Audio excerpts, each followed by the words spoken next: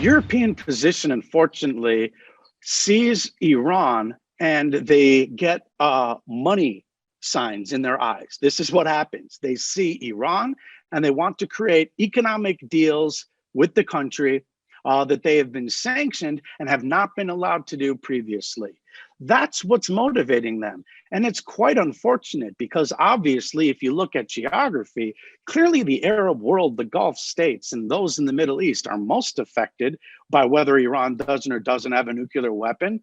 But when you look at their advancements in their ballistic missiles, Iran is a threat to Europe before it is a threat to the United States. And yet this is clearly against their national security interests. Europe is too interested in creating deals with Iran.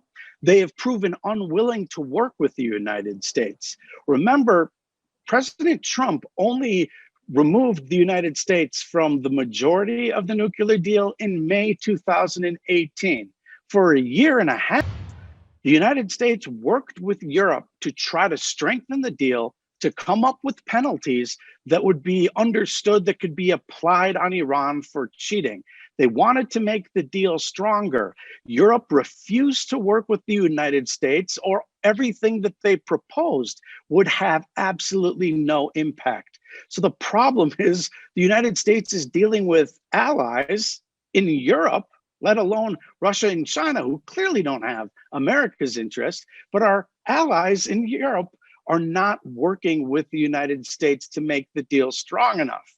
What you're going to see is the Biden administration come to some very small, inconsequential agreement with Europe, and then they're going to sell that to the United States and the world as some major point of agreement. And they're going to say how wonderful American diplomacy is, and it's great to be working with our allies, and see how wonderful this is.